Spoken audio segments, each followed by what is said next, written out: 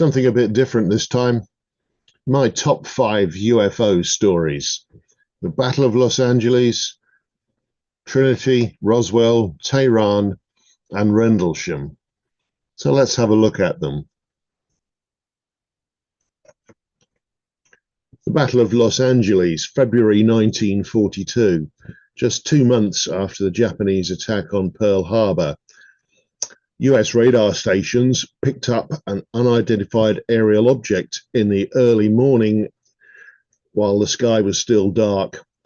And for several hours, anti-aircraft battery fired thousands of rounds into the sky. Searchlights searched, tried to lock onto these supposed objects. And the LA Times reported the air over Los Angeles erupted like a volcano. Quite incredible. 6 deaths were reported, 3 from heart attacks and 3 from falling ordnance, where the anti-aircraft shells, well, they go up, the bits have to come down somewhere. One of the 12,000 air raid wardens described the objects. He said, "A lovely pale orange, about the most beautiful thing you've ever seen." It's a very strange description, isn't it? And eventually, the Secretary of the Navy, Frank Knox, said the whole thing was a false alarm and due to war nerves. So presumably what happened here was somebody got too excited, saw something on the radar they didn't identify. Somebody looked out of the window. People then started firing flares, and then people started firing at the flares, and it just all snowballed from there. Quite amazing. 1945, in Los Alamos, a local rancher and his children claimed they had seen an egg-shaped craft, and possibly an avocado-shaped craft. Well, you would if you were a farmer, wouldn't you? Shaped and on the back of a trailer in the New Mexico desert. They claimed they'd seen occupants inside this craft, and that authorities came away, loaded it up onto this big trailer and took it away. So what was really going on there? Well, 1945 Los Alamos was, of course, where the Manhattan Project was getting ready to test the atomic bomb for the first time at the Trinity site. And in July the 16th, the first bomb was detonated. A picture of it exploding and of the memorial there. But as part of the project, an object called Jumbo had been developed. And Jumbo was over 200-ton steel container shaped like a giant egg or avocado. And the point of this was that the scientists were very concerned that if the bomb didn't work, this was the very first test of an implosion type bomb, and if the implosion went wrong, it could scatter the plutonium all over the desert. And plutonium was the most expensive material in the world. So their idea was to set the bomb off inside Jumbo. And if the detonation failed, they could hopefully recover the plutonium from within Jumbo. Well, in the end, they didn't use Jumbo. They left it on its tower just 800 meters from the Trinity test explosion. And so powerful was the explosion that it hurled this 200-ton steel container quite some distance. But Jumbo pretty much survived it. And had it been such that they put the bomb inside it, that would not have happened. The bomb detonated fully and would have completely vaporized Jumbo. But it did lead to this report of this very strange alien spacecraft being transported by the authorities. But of course, it was a secret project, so no one was allowed to talk about Jumbo at the time. Also during World War II, we had Foo Fighters. And Foo Fighters were observed by Allied pilots, fighter pilots and bomber pilots, in fact, as colourful balls of light following their aircraft at high speeds. We don't really know what these were. Some people have explained them as some sort of German secret weapon. Others have said they were just lens flare reflections off the perspex canopies and so forth, perhaps of searchlights or flares. We don't really know.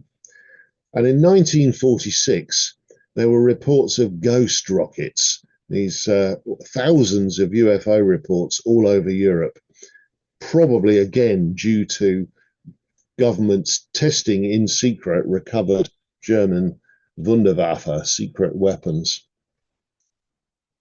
But it really all got going in 1947 with the first flying saucers.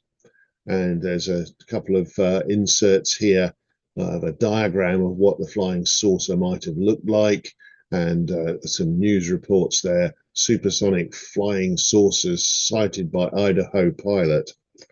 Well, what started it was Ken Arnold was flying in his private plane near Mount Rainier, and he saw something that he didn't understand.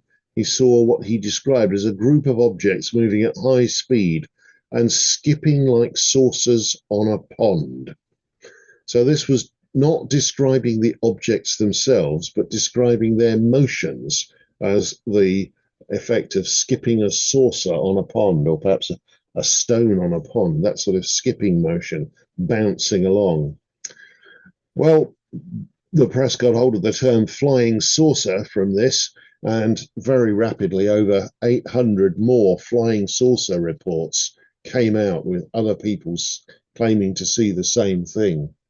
But what Ken had actually seen, well, he got an artist to draw for him the craft that he claimed to have seen. And this is a little insert of the artist's drawing and Ken himself approving that that was a good representation of what he'd seen. So it's not a flying saucer at all. It's a sort of bat wing shaped craft of some sort.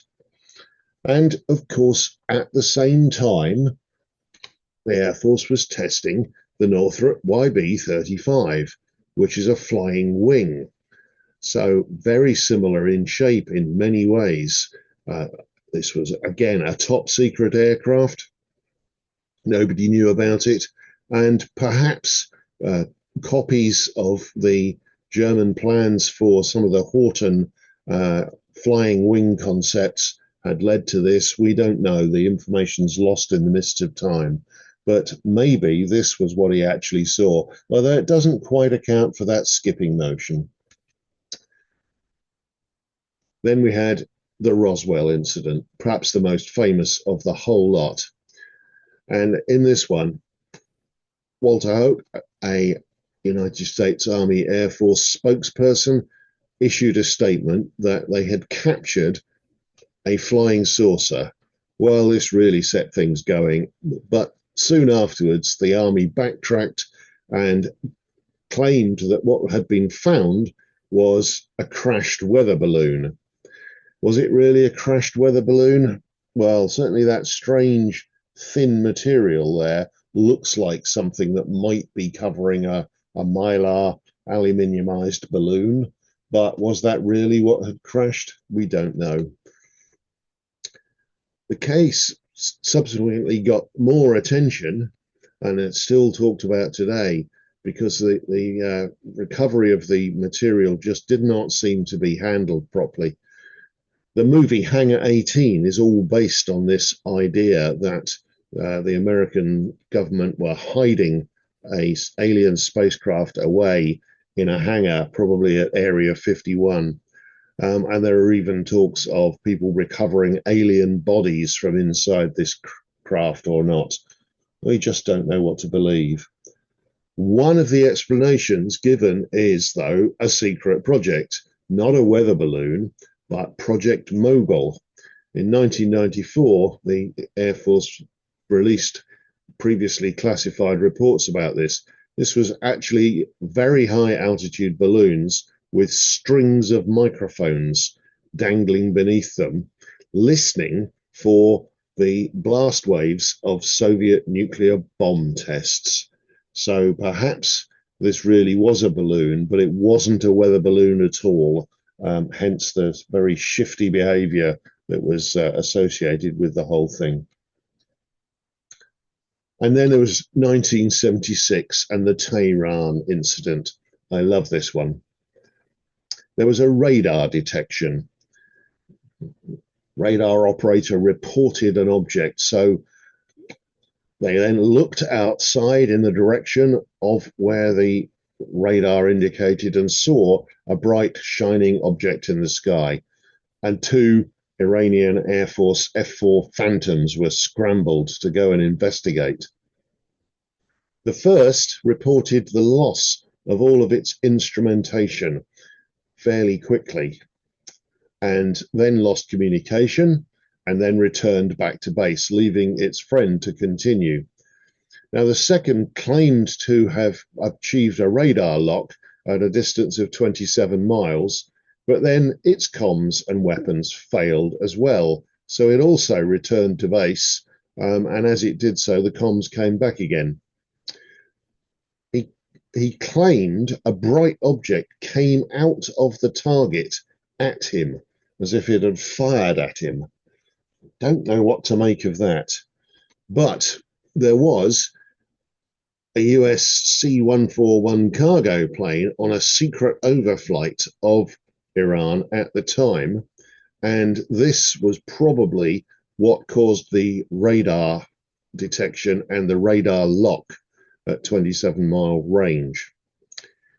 And from an astronomical point of view, at the time, the planet Jupiter would have been shining very, very brightly in the same direction.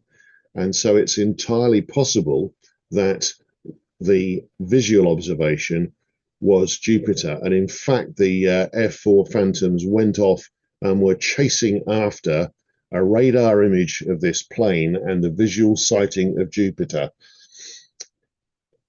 And what's often not reported about this is that the Iranian F-4s were not subject to good maintenance. They'd both been up the day before and the day before that, and both suffered instrumentation and communication failures. So those were not at all unusual for these aircraft. They were breaking down all the time, according to the reports. So the fact that they broke down did not mean that there was some influence of whatever it was they were chasing. Anyway, now the Rendlesham Forest incident. 1980, so fairly well up to date, and I remember this. American Air Force personnel at RAF Bentwaters and RAF Woodbridge got involved in this event.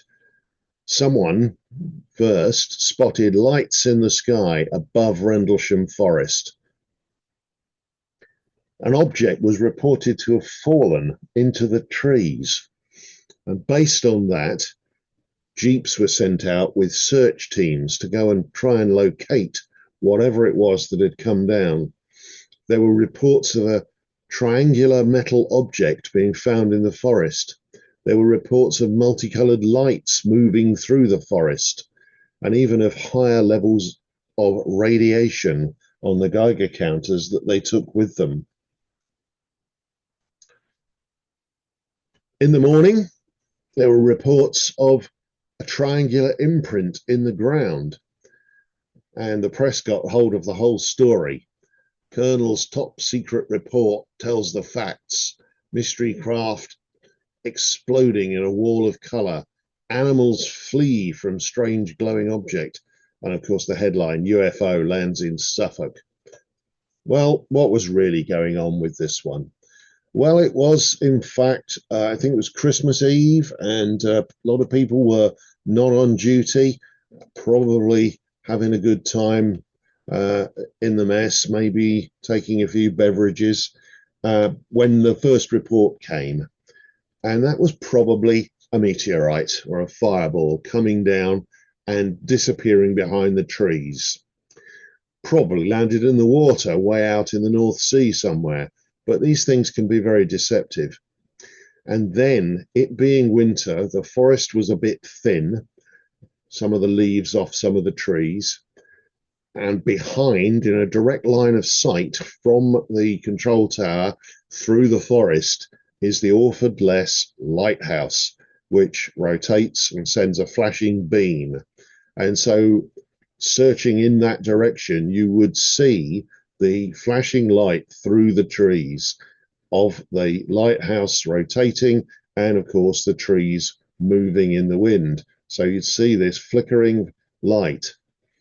And then, of course, once they dispatched several jeeps with searchers and torches, they started seeing each other's flashing lights as well and running around rather in circles. So I'm afraid that this was a case of just a lot of people getting out there and chasing each other around the forest. But of course, there's a lovely monument there of this triangular UFO craft placed on the ground as a tourist attraction. And it looks just like the one that was used in Hangar 18.